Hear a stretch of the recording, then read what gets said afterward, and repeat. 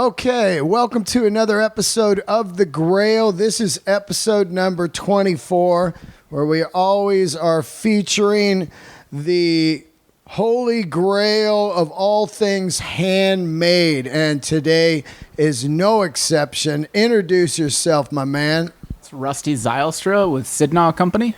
Formerly Mercy Supply Co. Right. Yep.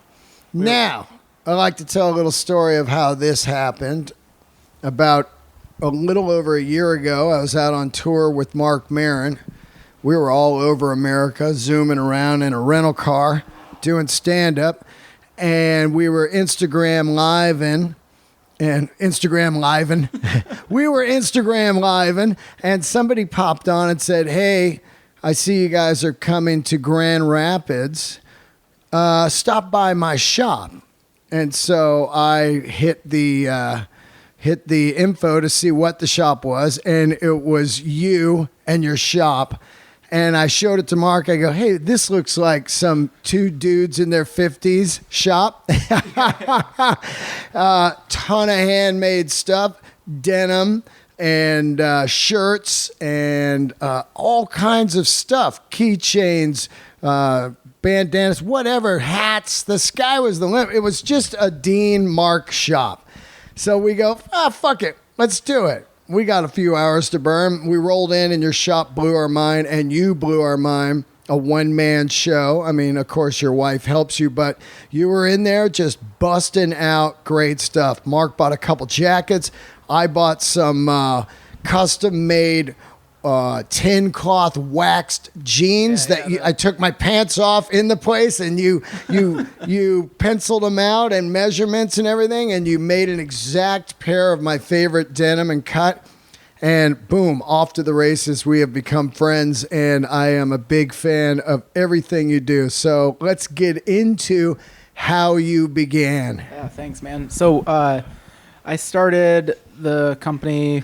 Well, I guess I just started making stuff. I didn't have a brand idea in mind. I was just like, I don't want to work a third shift job anymore stacking paper. How many years ago?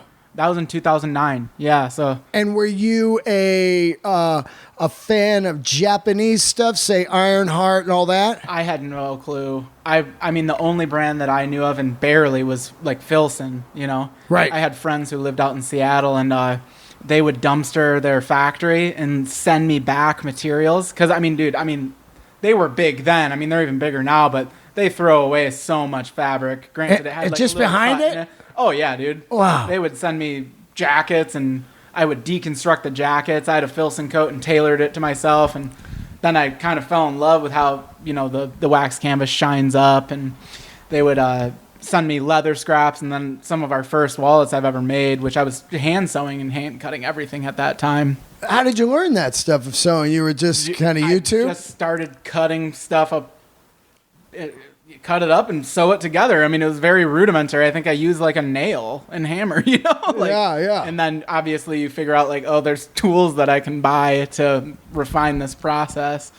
But for the most part, yeah, like I just started making. So, like, I think I made myself a wallet, and then a dude was like, "Want to make me one?" I'm like, "Sure, $20, you know?" Yeah. And so when I left that third shift job stacking paper, I was just completely miserable. But I was like, okay, I'm gonna set up my life to be as low overhead as possible. So I rented a 10 by 10 shed in my friend's backyard, no water, nothing. I put a wood stove in it because we live in Michigan. Yeah. And it was a very small, and built a loft. It was way too close to the ceiling, you know. So I couldn't even. You're just sling blading it. And then I had like a shitty Hobby Lobby drafting table that basically was already broken when I bought it under the loft, and would just hold up in this dark 10 by 10 shed making stuff. And all I had to do was pay $80 a month, and I just like dumpstered bagel beanery, bags full of bagels, and ate that and drank coffee and sewed leather goods. That's what I did for a couple of years. Well, Filson is kind of was the holy grail for a long time of these bags. They made these bags, and you would see them at the airport, and just the way that they age, this wax tin cloth. Yeah, and they're like heavyweight twill. Heavyweight twill. And I became obsessed with heavyweight twill. That's why I lost my mind when I saw the Ship John Wills jacket. I was like, oh their jackets are fantastic. Yeah. Dude. So that company kills it. But Filson really was they were kind of the blueprint of this kind of high-end, handmade in America kind of outdoor gear, right? They were outfitting like miners, right? Like the gold rush thing up in like Alaska and all of that. They were like aside from Levi's, they were the heavy hitters who started that, but they had the denim, but Filson was like, we're going to do like wax, right? For the rain and all of that. And the fact that they're still going, obviously much different nowadays, but their stuff, a majority of their stuff is still solid. You got to give props to it. Now that they're owned by someone else, at least they keep the core pieces in. When did they sell?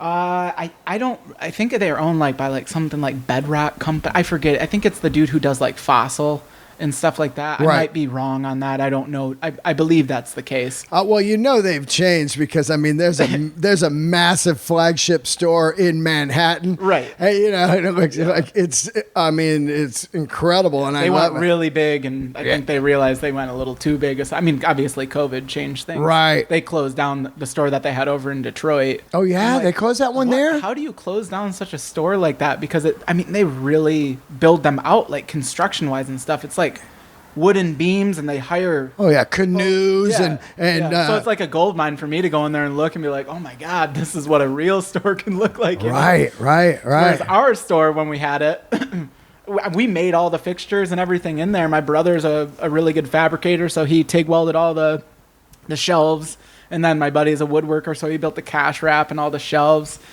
Yeah, there's the shop. It's funny as you get older. I grew up in record stores, just hanging in record stores. And that was my spot, just being there talking music.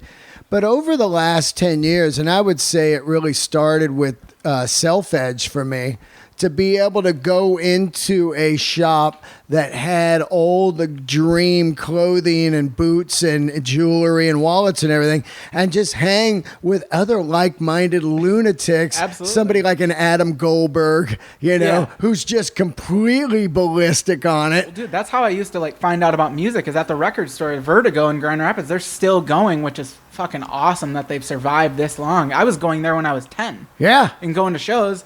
And then I would hang in the record store. I didn't have any money, but I would just like look at what patches people were wearing and then go look up the band. Yeah. And then that's how you find out about good music, because you're like, oh, those kids are like 16, 18. They must have like better taste than me. Well, that's how you find out about good clothing, too, with a store like Self-Edge at the time, because I had been to Japan, but it took my whole lifetime to get to Japan, which is funny because the flights aren't that much. I don't know why it took me so long. I've never been, but I'd love to go. So, when you're in Japan, you're walking down the street and there's like 20 Mercy Supplies and Self-Edge shops, and they're all themed. Like, this one's the hippie turquoise Robert Plant shop, This one over here is if you want to be Elvis in any era, we've got all the Elvis kind of... This is strictly vintage Western. Right, that kind of stuff. So the shops around America, I was trying to bit recently, and I don't know if it'll work. I'm trying to get it to work, but I was like, you could really live in any city in America if you just ask what 2 blocks the hipsters live on. It's kind of true. Right. I mean, because there's going to be, whether it's kitschy culture or not, there's going to be something good you can glean from that coffee, maybe barbecue, and a record store, a barbershop. Yep. I mean, that's all you really need. I only end up going, I frequent a handful of spots in Grand Rapids, and that's really just, those are my spots that I go to, and I always recommend them to other people. Yeah, exactly. So you start putting together some stuff from old Filson scraps, and you were also combing like Goodwills and stuff, right? For like vintage materials. Just anything and everything I would take. I would go on Craigslist. That was when Marketplace wasn't even a thing, really. Yeah. And Craigslist was hopping, so I'd be like, wax canvas tarp? Question mark. Like look it up. And then I'd buy like a wax canvas tarp for like $20, had holes in it, cut around the holes or patch over the holes and make them look each one of a kind. Yeah. And then was sewing messenger bags. So like courier bags. I was really into like fixed gear and single speed riding, and I made so many bags. And originally I started out selling on Etsy. So that's kind of how we got our bearings, is just selling one-of-a-kind messenger bags. And I still all make around the everyone. fixie culture, huh? Yeah, I mean, it was definitely geared towards that, but then I would see like people, just a whole variety of people were wearing them. I mean, granted, my prices were much lower then, because it was, first of all, I was buying materials that were already worn out. Yeah. But it looks cool. Yeah. You know? It's funny, it comes full circle. I'm going back to using vintage materials again, obviously better and more original pieces that I can come up with. But back then it was just very, just anything that I could find for free. Yeah, yeah. And, you know, people always try to shit on hipsters, and I immediately shut it down. I'm like, oh, are you fucking hipsters? It's like, hey, dude, hipsters like cool shit. They got passion. And if there's a hipster around, I can just ask them for, like, barometer of, like, hey, good food around here, or coffee, or, hey, some denim. Right. You know, I mean... I just don't like the elitism that people carry themselves with. It's like everyone has like a gateway thing that they started out on, you know, like it's kind of like Naked and Famous is a great brand, but they're a very affordable price point. Right. So that's kind of the gateway for a lot of people, and they're I think they're like $120 for a rad pair of Canadian made denim. It's all you need. That's all you need. But then you're like, what else is there? Oh, you know, yeah. There's always everyone has to start somewhere. Yep. You know? It's same with boots. Everyone starts with the Iron Rangers, and then if you're seriously wearing them, you're like, they didn't hold up as good as I thought, you know, or whatever. Well, and then you move up to another brand that's a step up, and you're like, wow, the difference between a $200 pair of boots and a $450 pair of boots is night and day. Mainly in comfort. Yeah. You know, and just the long-lasting quality. It's construction and everything, you know? Absolutely.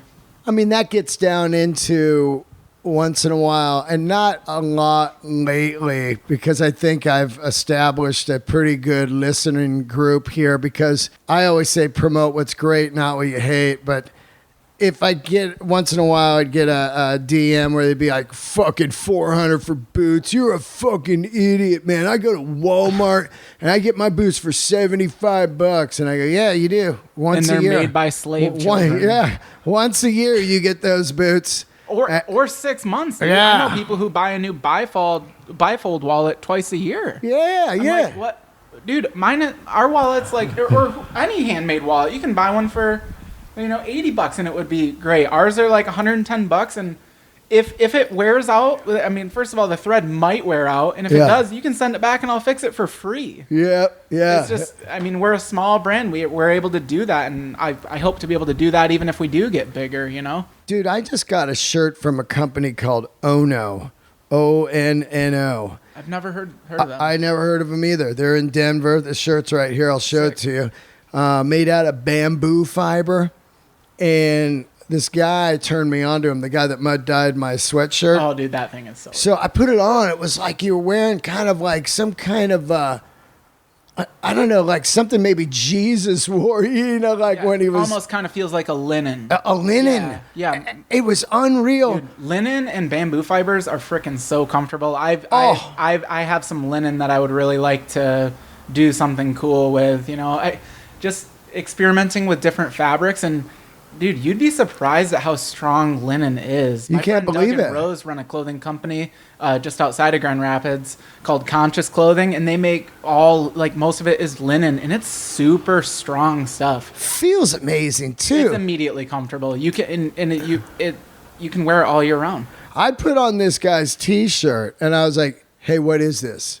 And he goes, "Oh, I got him from." The guy was from Japan. He goes, "I get them from a company called Ono." ONNO. And I was like, oh, I got to get one. As soon as we were sitting on the couch, I went onto their website and bought a T-shirt.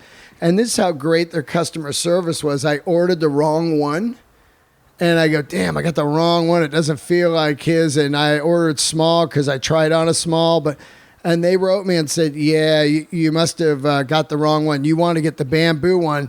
Donate that one you have to a friend or somebody that's homeless or something, and we'll send you the one out for free. Dude, customer service. I was like, wow. The product could be like just okay, and you would still shop with them again because you know that unreal. they care, I'm giving them a shout out right now because it was so damn cool. Dude, you know, customer service is almost more important than quality. Well, we were just talking about it while we were eating on this company. I won't mention them because I don't want to give them any glory. Horrible customer service. Just leaves a bad taste in your mouth. Oh, yeah. And then I'm just kind of like, oh, I'll see you later. Especially in a world of if people are not going to have brick and mortar, you better have next level DM skills, Instagram skills, Twitter skills, phone skills. You better have all that because as soon as there's a mystery, I'm not ordering online. Right.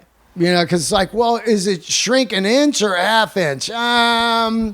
What? It just seems like some people have a cool guy mentality a little bit where they're just like, buy it or not, whatever. Well, yeah. Dude. That old record store thing, like, dude, do you have Van Halen? It's like, get out of here. Remember the old days? It's like that Jack Black High Society or whatever the movie, you know what I mean? Like, but no one likes that type of person, really. You know, it takes. It has to be like a full package deal if you're gonna get a good product. If the customer service isn't good, it's like it's not memorable. That attitude has always drove me to learn more than the person working in the store. I'm like, oh, all right. Well, I don't even think you fucking know. So I'm just going to go dive down a rabbit hole and find out all knowledge on tin cloth. And then later on, I'll just school you idiot. You know what I mean? Right. I mean, you're sitting in a shop all day. Get online and learn some shit. If you're going to have people like representing your stuff and selling it, they have to know the basics. You know? Like how much is the waist going to shrink, or is it going to shrink at all, or how much will it stretch out? Right.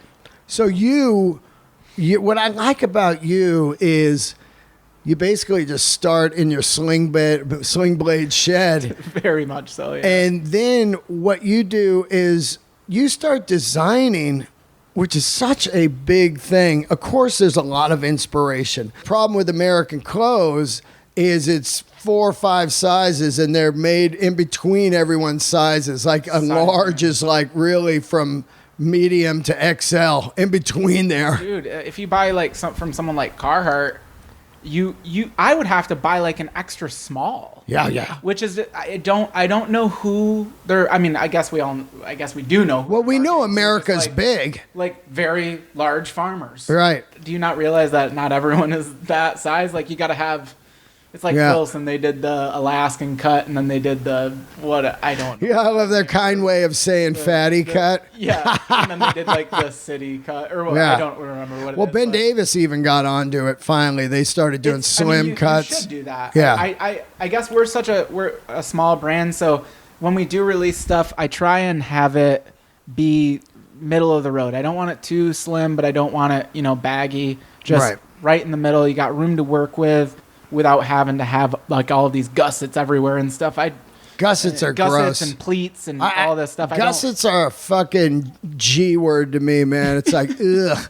Yeah, I just want a good, straightforward garment that's made with quality materials that will last a long time, and look good with age.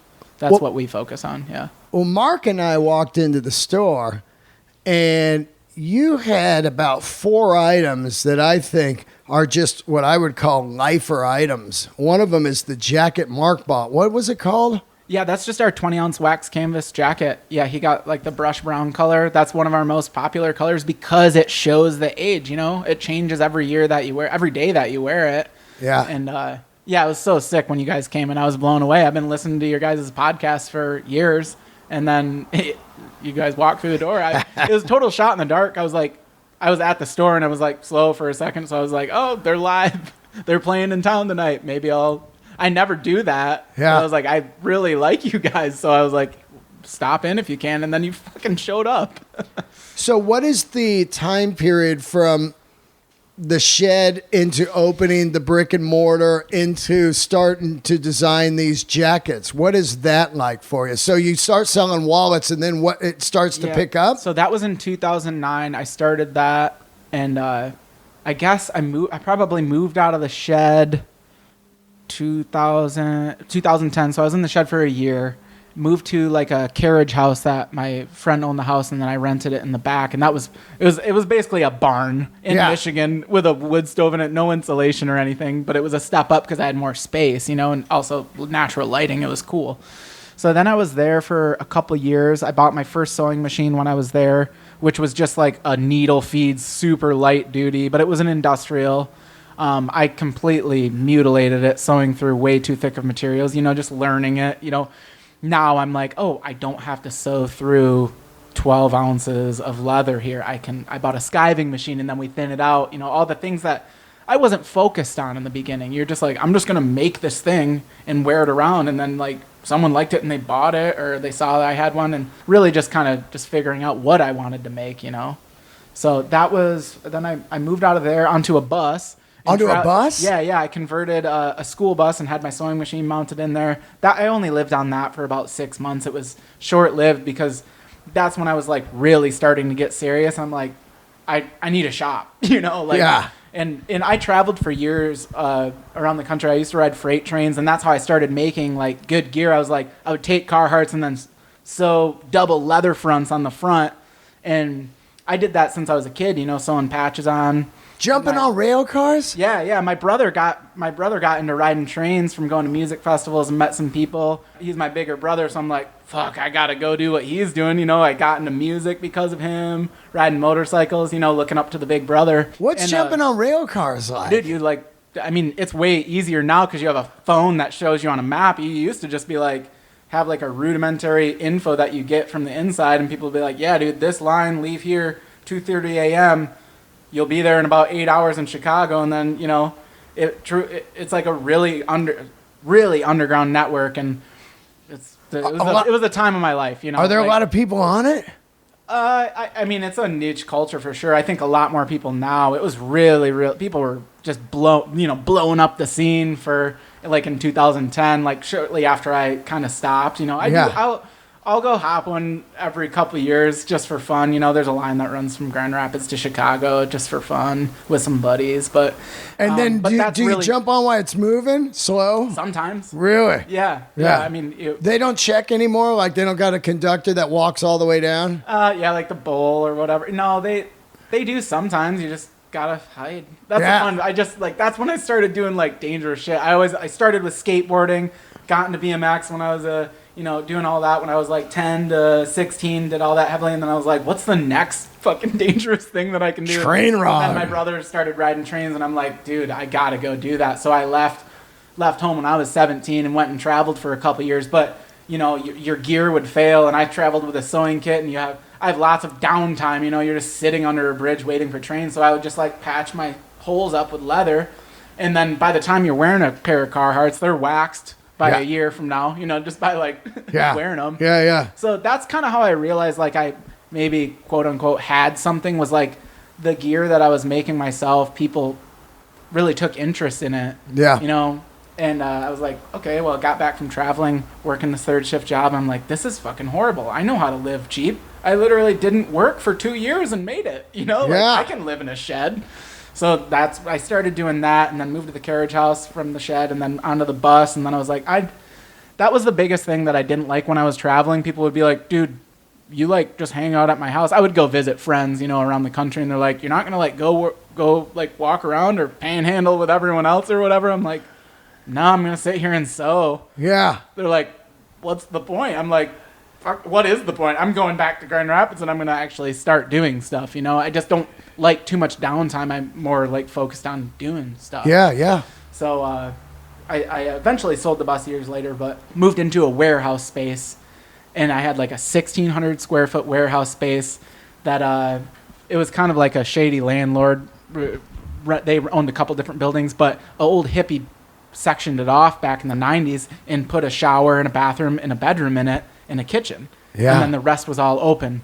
And it was $550 a month. And I remember signing the lease being like, I'm afraid, Yeah. How am I going to pay this? How am I going to pay this? And then eventually, you take the leap, and that's when shit starts to happen. Not all the time, but luckily for me, I was like really motivated to like, no, I'm planting my feet. I'm gonna really focus on making stuff. And that's when stuff really started to take off. We got, back when Etsy was really big, we got a feature on the front page, and overnight, we sold like 100 items, small to large, Whoa. And I was just like hustling. I was busy for like 2 months. What did they feature on the front page? A bag or something? Well, our whole shop, Wow. because in Etsy, you have like a shop within a shop kind of thing. Right. There's different categories. So they did a whole write-up on us, and it changed my life. That's like me doing Marin's podcast. Yeah. You know what I mean? Oh, It's like dude, the next day, it's like, oh, you're a world-known comedian now. It's you know? insane. Yeah. It's for people who can give you a chance like that. I mean, it really changed my life. Yeah. And I've had other experiences like that since. Even being on this podcast. I do a very bad job at telling our story.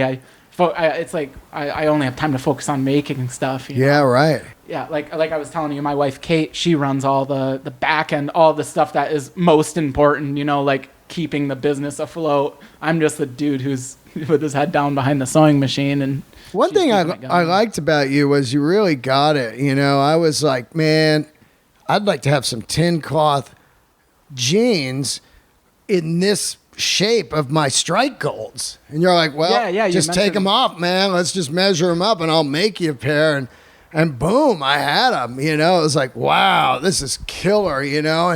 And all of the the stuff that you had, I knew like right away, the jackets and the pants and everything. I go, this guy gets it. And to be able to have a guy like you for making custom one-off shit right away is just so rare these days. A lot of people are like, man, I ain't got time for that kind of shit. Yeah, I wish I had more time, because it is really fulfilling to make like a piece that is perfectly fitted to someone. Right. It's just, that's when it gets to be like very time consuming. You got to make a custom pattern and then do it. That's why the majority of our stuff, we just have, one pattern, and we grade the patterns to the different sizes. But like the new Huron vests that we're doing, that's been really fun to offer a bigger size range, and each one is still one of a kind. Yeah. I'm really inspired by different types of eras of clothing. Like, a year ago, I was obsessed with taxi driver clothes. Not Taxi Drivers, but the movie Taxi Driver. Oh.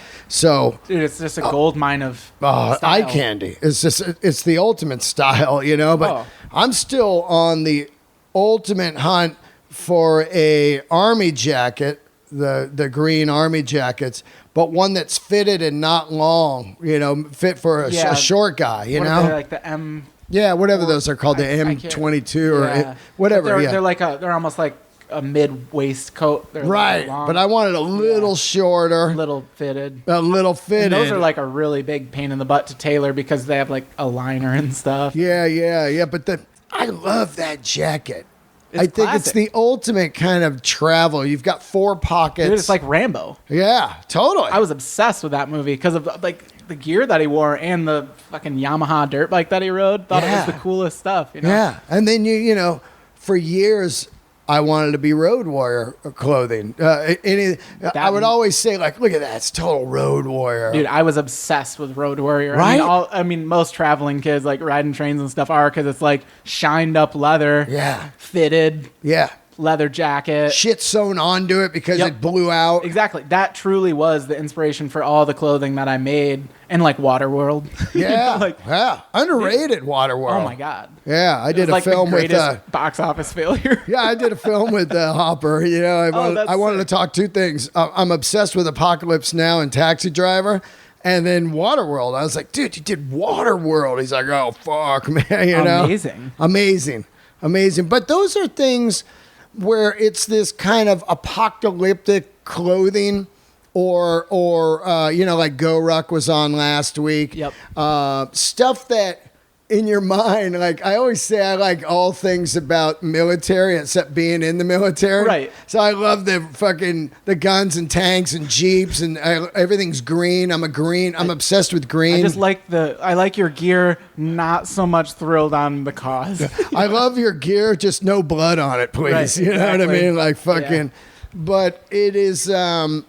There is something about that always having, and look, I've got a house full of shit right now, but I could whittle it down to five items and be good for the rest of my life. A pair of these Brian the Bootmaker boots. Because you know what makes you happy. Right. Or these Go Rucks, either one, because I know they're going to be comfortable. And then those wax pants you made me, and a made-worn shirt. Yep. And my Real McCoy's leather jacket. And there I am. One outfit for life. I could do it. Honestly, I have like 3 outfits. Yeah. I have 3 pairs of pants, like 6 pairs of socks, 6 pairs of underwear, and then more tees and stuff to rotate, and a pair of shoes and a pair of boots. I really prefer to just keep it like that, and when they're done, and then I'll figure out a new band to try or reinvest in the same thing. Truly keeping it just slimmed down. You wake up in the morning, you're like, well, I don't have to think about what I'm going to put on. I have 3 choices. And you start the day, Yeah. And the more you wear it, the cooler it gets. Exactly. And when it fits and looks great, you're like, well, dude, I wear the same jeans for years on end. I just wore a pair of Strike Gold for 1 year. Unfortunately, COVID threw a boomerang in my experiment. I was going to wear them every day for a year, but then I went 6 months sweatpants. I didn't even own sweatpants until COVID. That's all brands were selling was sweatpants. I know. Last year. I did not own a pair of sweatpants till COVID. Now I've owned like 6 pairs, Yeah, I have a couple pairs now just because. Yeah, because we didn't go anywhere. So I was like, well, I'm not going to smash my balls for a year in the house. So let me just go with some fucking sweatpants. But let's get into a little bit about once the shop, the idea gets going, you decide to open a shop. And it was an incredible storefront. I remember when I walked in, you had like some old denim up there that you made that you wore for like 5 years straight. Yep. They looked insane. Yeah, that was the brown wax canvas pants that you had. Right. Yeah, I would just. Oh, that was it. Yeah. I just had I would rotate them out, on my older pairs that were just completely demolished and repaired. Yeah. So I had those up in there, and then. But yeah, so we opened that shop in, I think, 2016, and I can't even believe that we got the storefront. First of all, it was totally recommended by the other businesses that were in there, and they gave us a chance. So the landlord was really cool to allow us to go in there. What was the rent on that thing? A lot for me. Most people out in LA, they're like, $2,000, that's not a lot. I'm dude, for me, it was a big step, but we made it every month, and the local community just supported us. I couldn't believe it. We didn't have the fact that we closed on our own intuition. I was just ready to kind of go back in the shop and focus on making stuff. Well, once Instagram hits, you could do that, right? Yeah. So before we had the store, we were just selling online. That's all we were focused on. I probably only had like a couple other stores, small wholesale accounts, but other than that, we were online before we had the brick and mortar store. But Instagram is where it's at. It really is, man. I'm always blown. Some days I'm like, is it working anymore? And then you'll do a release and you're like, well, shit, it is. You know? So I don't know. Obviously the algorithm and blah, blah, blah stuff that I try not to focus on, because you're just like, at the end of the day, when you let shit like that get in your vision, you're just like, that's not what I care about. I don't want to care about who sees. Sure, I want people to see our stuff, but I get my kicks making it. Right. It truly is the process. I don't care how much money we make it. No matter, every year we grow a little bit, and sure, that's really helpful but just to further the brand, we just put it all back in. Yeah. We're just obsessed with making stuff, and I always just want to keep that my main focus. I love your skills, being able to know, like, there's people that I think have vision in all different ways. Like, we were just walking in my neighborhood and you're like, oh yeah, my wife maybe might want to do like garden design, and there's skills on that. I'm out in the desert. I see people's yards with this beautiful landscape with cactuses and everything.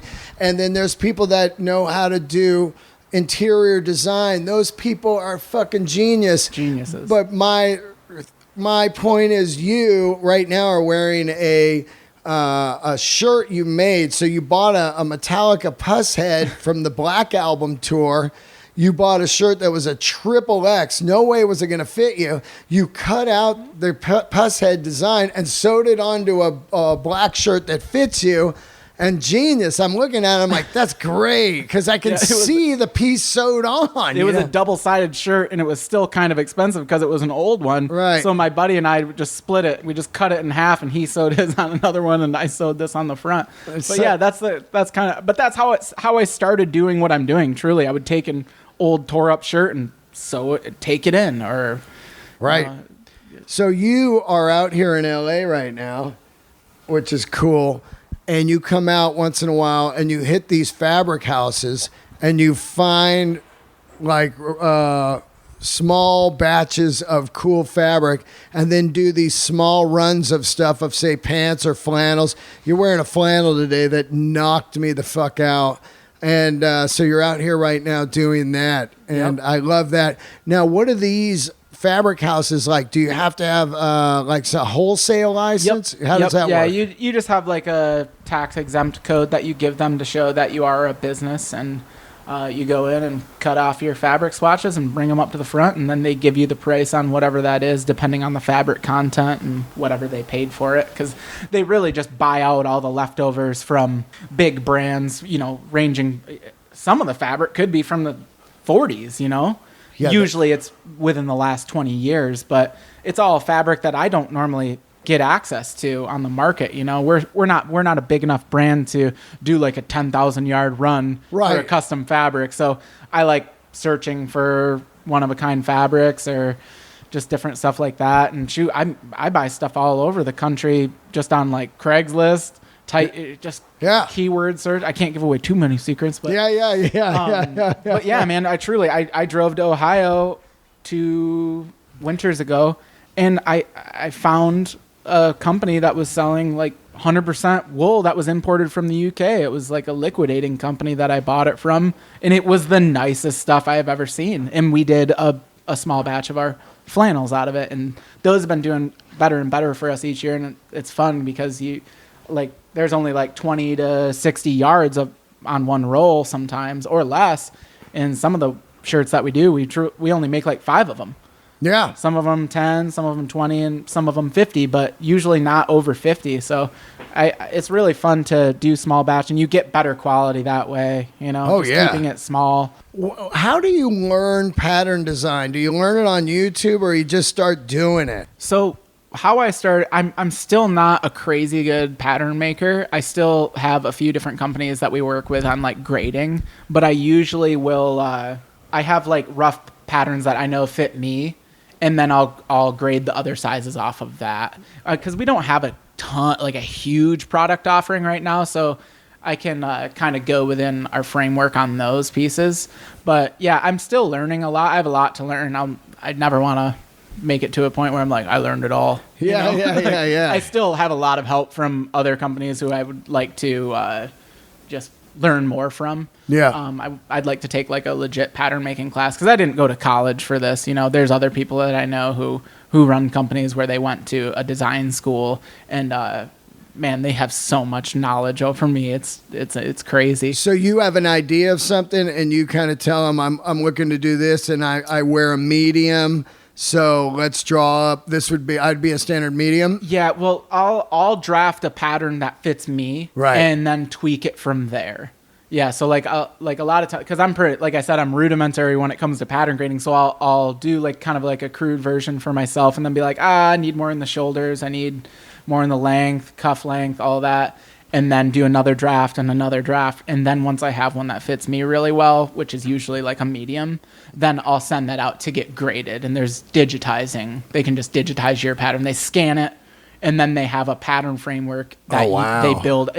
And then it just goes like medium, then add an inch, here's a large, then add a half inch, and that's an XL. Yes. Wow. The software for that is just, there's pattern grading houses because they're like, try buying the $300,000 worth of equipment, Yeah. You have to update it every year. So that's just stuff that I don't do.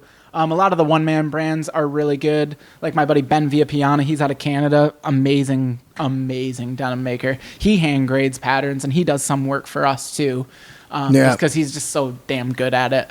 And my pants were because we basically just knocked off my strike gold to fit. Yeah. Yeah. We just measured them, and you're like, I like this rise, back rise, all that. Yeah. So there truly is like a basic framework to go off of, but that it's still like a huge skill set. Oh yeah. I always I learned this 2 years ago, and I didn't even know this until 2 years ago. But I was in Self Edge, and a guy came in wearing an Ironheart 301S, which was at the time was kind of the slimmest jean you can get, other than a skinny jean. I'm not talking about that. Skinny jeans are just totally a different thing.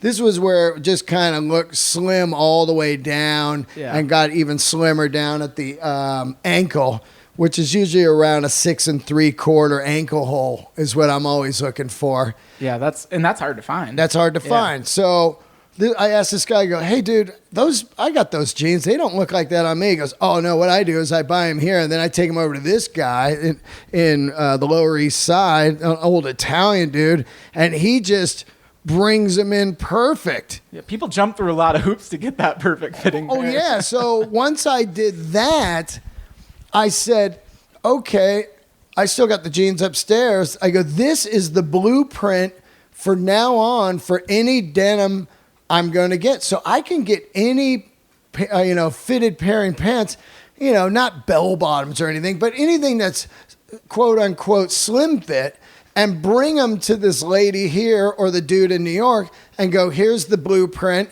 And they just make all my pants. So now I'm not looking for the fit. I'm looking for the denim. Right. Which is great. Right, you can get the materials that so you then want. Look, I gave you that pair of pants that I had slimmed down even more, and you nailed it, and bam, Yeah, man, nothing like a good fitting pair. Well, that's a thing that you just don't know unless you're hanging in the forums or in a shop. Right. You're not going to find that online at, just going, shopping for a pair of pants online, and they're like, oh, by the way, when you buy these, take them to your local dude. Hopefully he's good, and have them slim them in even more if you want, Because I'm Hopefully won't cut the salvage up. I'm short, and I'm not afraid to be short. I don't give a fuck. But if you don't have proper fitting stuff when you're short, you look even shorter. Right. You're just like, what is going on? My buddy's your jeans super are short. cuffed like 4 times. Yeah. And then if they're wide, there's no body shape. Right. So you just look like a fucking short board that someone cut off from a long 2x4. I've seen guys that wear stuff that does not fit. Not flattering. Yeah. And they spend big money. I go, dude, your shit doesn't fit. Yeah. It's crazy. And then there's the people who wear a size or two too small for way too long. Oh, like yeah, the dude yeah. Who's like Yeah. 40s, 50s. It was like, you've moved on from the medium. Yeah. My buddy Russell Peters just put up a bit where there's a guy in the front row and he's wearing a skin tight button up shirt. He goes, you should have went a size up on that. It looked like the buttons were screaming help. Probably two they're sizes. they're just pulling, Dude, people really have a complex about it because, I mean, I've had people who are like, this fits great. It's not tagged to large. Yeah. I'm like, what? You can cut the tag out if you want. Yeah. I'll sew a large tag in there if it makes you feel better. Yeah. But it's truly all mental. It's like the Seinfeld skit where he's writing in the size tag. Yeah. Well, New York Jean Shop, they were kind of like that. They closed their brick and mortar and now they're online, but they were the first Japanese denim I was buying.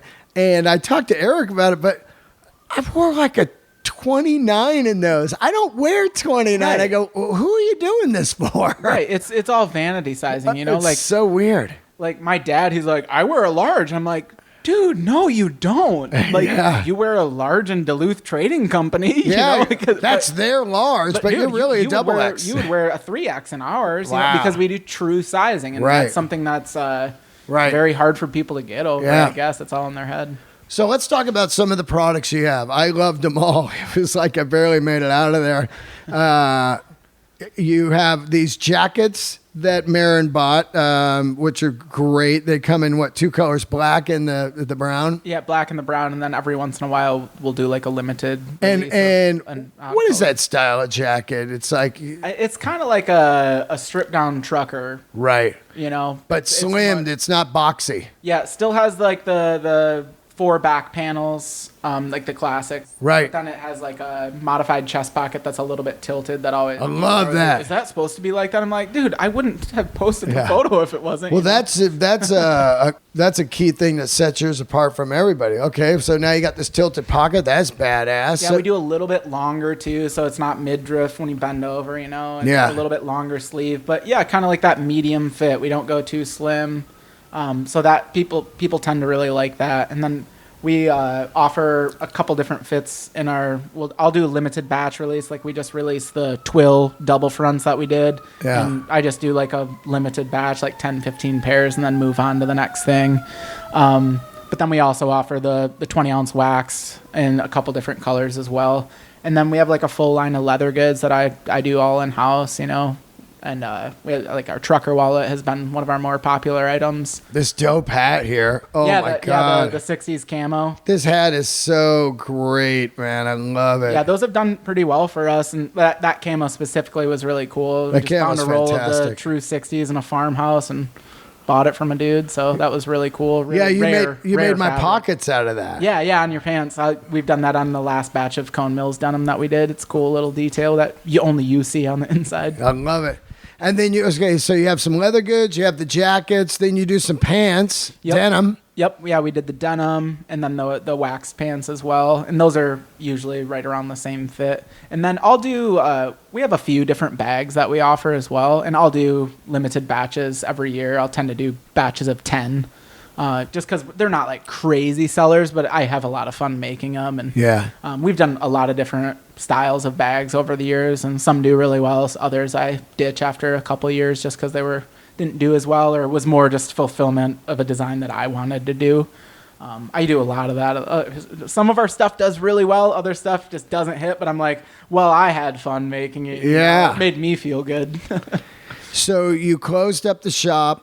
And now you're working out of a shop at your house. Yep. And you changed the name. Let's get into the name change. Yeah, so we operated under Mercy Supply Company for about the first 10 years, and now we are Sidnaw Company. So Sidnaw is the name of a town in the Upper Peninsula that my grandma basically runs. My uncle also, her brother, he ran the original service station there for years.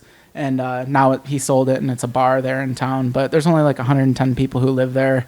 Just tons of amazing natural outdoor areas. It's just a pristine stretch of wilderness that I always love going to. I've been going since I was born.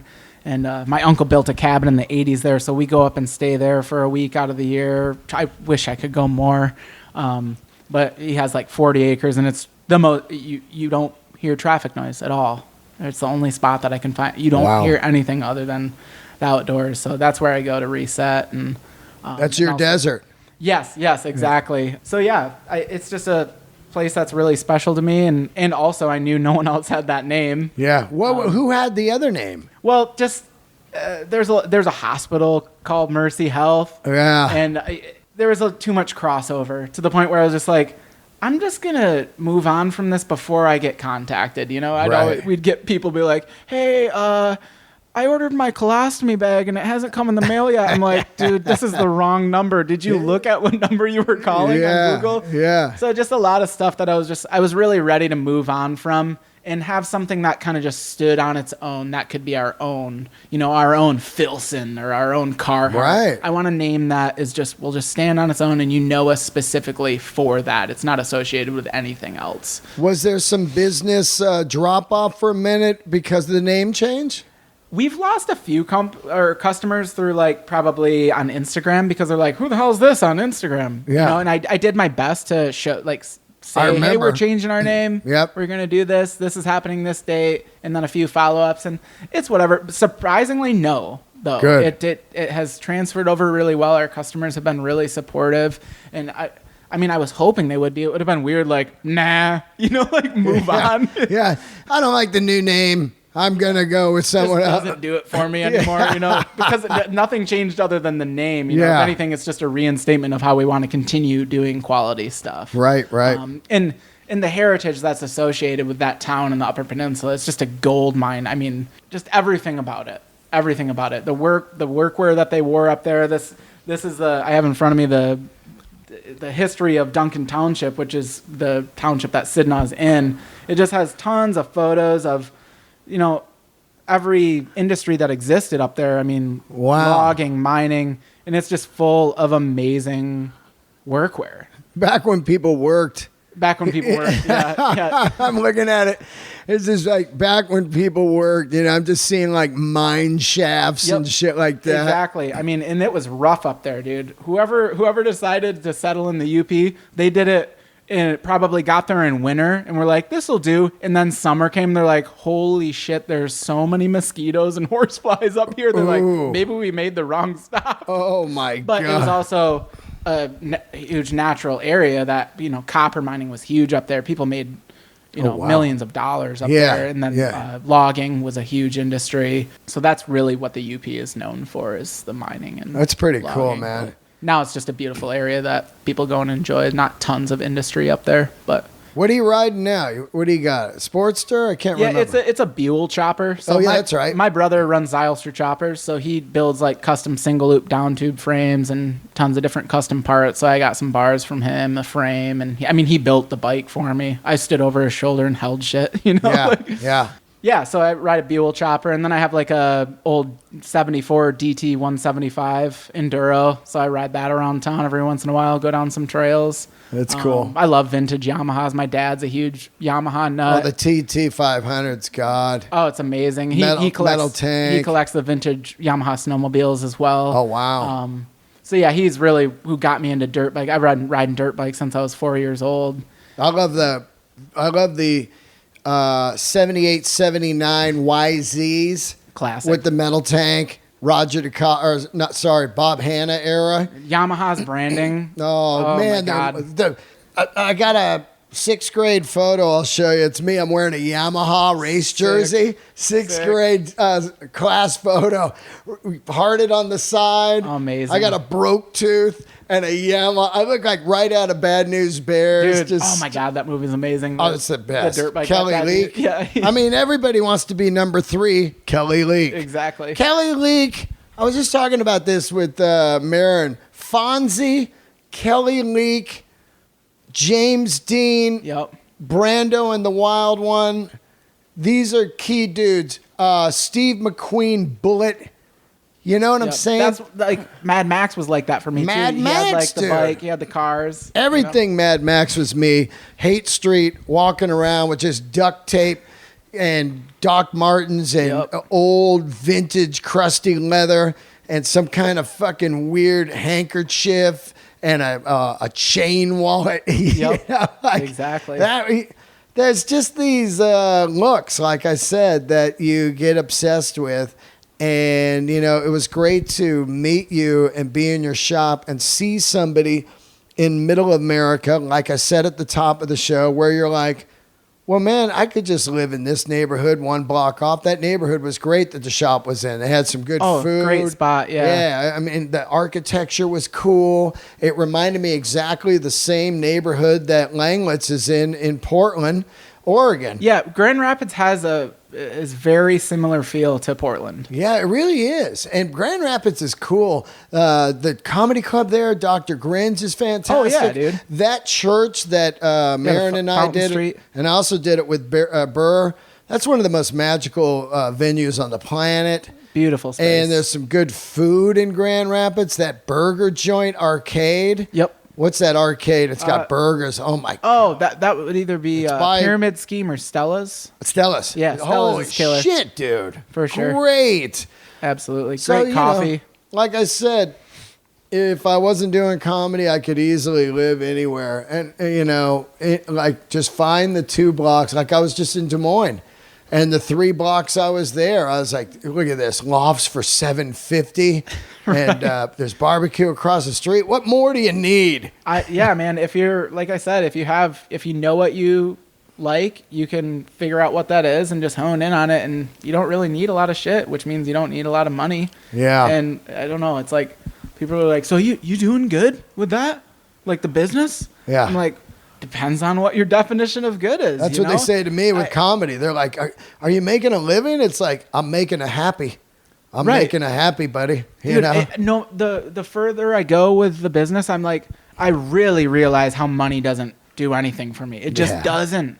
And I know that that sounds like privileged or something, but like I truly, no matter how much is there, I really just know what I like, and it doesn't take a lot of money. I don't like material things. Yeah. I have a few things that I really like, and don't get me wrong, there's things that I'm like, man, that would be cool to have one day, but I'm not I don't feel like less of a person because I don't have it. Yeah, same here. And also it gives me drive. Yeah, exactly. You got to work for something, or you have something to look forward to, or not everything comes overnight. Got to get up and work, if I want something cool. Exactly. If I don't want anything cool, I would never leave the house. Why would I leave the house? All these fucking people out there shooting each other, and fucking diseases and Karens roaming around this world. You know? Yeah, people just don't have stuff to look forward to. I don't know how people make it because drive, no passion. Weird. If I don't have something to like work on, or I don't know. It's not that I'm obsessed with work. I just really like, if I don't have a book to read or a cool imagery, like a photo book or something to like give you inspiration, what is the point? Yep. I don't see a point to it. I know that sounds a little bit morbid, but the people who are in like art or design or anything get it. You know, they figured out what makes them happy. Well, I'll tell you something. Comedy, the most important thing it's given me is given me some incredible friends like Marin and Burr and Joey Diaz and Ian Edwards, these guys, but also what it's given me is the ability, same with music, to travel around this planet and meet cool people. And it was, because of Instagram and the digital world, it's where two worlds collide and for the better. Like, oh, let's go check this guy out. And you were an incredible host, and Mark and I really loved your shop, and we really loved spending the day and night with you. We went and ate in that shit sports bar. 3 dudes that don't care about sports. Late night, we're in there. There wasn't anything else open. Sorry, man. Yeah, and they got like games on, and we're in there just like, just give us the food. You want us to turn the game on? It's like, no. No. Well, I appreciate it, man. You really kind of figure out who your crew is, and you kind of just ride with them. You realize the older I get and the further I go into like the industry, I'm like, I'm good with who I have. Yeah. How old are you anyway? I'm only 30. Whoa. Yeah. 30. Yeah. Awesome. So you started like when you were 20. Yeah, 19 years old, man. Wow. I've been sewing since I was a kid too. So, I mean, I guess I've been doing it a little longer, but really started to focus on it. Oh, I love that story even more. You're super thankful I started it early. You're like Brian the Bootmaker, man. Yeah. You know? Yeah. There's a lot of young people that I know who are just killing it. Yeah. A lot of old people who are killing it too. It's fucking awesome that people are going after what they want to do, and for better or for worse. Yeah. I don't know. When you don't have any expectations, you can't fail. Yeah. I know that sounds ridiculous. But it's true. Like, I mean, I got my name on the Comedy Store wall, and I'm like, I already made it. I didn't think I was going to even get past the first week of comedy. Right. But that's not what it takes for you to make it. Not at all. And that's what I think is most important. Just don't set your expectations too high, and then the letdown won't be so great. Just enjoy the ride, man. Exactly. Just enjoy what you're doing, and you're going to be successful because of that. Exactly. Well, tell everybody where to find you. You can find us on Instagram. It's just Sidnaw Company. Spell it. SIDNAW Company, and then SidnawCompany.com. Those are the 2 main areas that you can keep up on date with us. Yeah, man. And support this man. Follow him on Instagram. Buy something from him. I'm telling you, this shit is next level quality, and it is also next level cool. Like I said, these wax pants I have are unreal. Especially if you ride motorcycles or bicycles or something, they're great. This is the shit for that, man. Yeah, so thanks, man. Good. I do sweat in them on stage. It's hilarious. Dude, ooh, these things are a furnace. There's just no way around it. I know. But they're great. Sweat to look cool. Yeah. Oh, yeah. I don't mind. I've done it. Yep. I've wore fucking leather jackets in the sun. I understand. You were like, dude, you're wearing a flannel right now? Yeah. I'm like, I'm still a little chilly from Michigan. Yeah. I love it. Well, thank you so much for doing the show. Oh, dude, thanks for having me on, man. I really appreciate it. Just great to see you out here in California. And I'm looking forward to you maybe one day being able to sell your fucking company like a Filson and then just who knows, chill man. around, you know? Yeah, we'll see. I don't know what I would do after that, but Well, you find stuff to do. You know? Absolutely. You- I'm sure I would be able to figure it out. You got to be like Blaine from Maidwarn. You sell one company and they're like, man, I'm bored. And you just start, here, I'm back to the original small shop again. Exactly. Yeah, Just go even smaller. Yeah, And yep. I only make stuff for Dean and Mark now. Yeah, exactly. All right, guys. Thanks for tuning in to another episode of The Grail. Please subscribe on the iTunes and please leave a review. It's pretty easy to leave a review. Just click review and do it. It takes 1 second. It really helps the show. And also, this episode is brought to you by my fantastic sponsor, Banker Guitars. Mr. Matt Hughes himself making handmade boutique custom guitars, the best I've seen in years. You want a Carina V or Carina Explorer or some kind of cool Firebird shape or double cutaway, this is the man. And I'm telling you, Mastodon's using them. Scott from Rival Sons is using them. Blackberry Smoke. All kinds of people are using these guitars, and there's a reason why. They are made the old school way. Mr. Banker Guitars. Check it out. Thank you for tuning in. See you next week.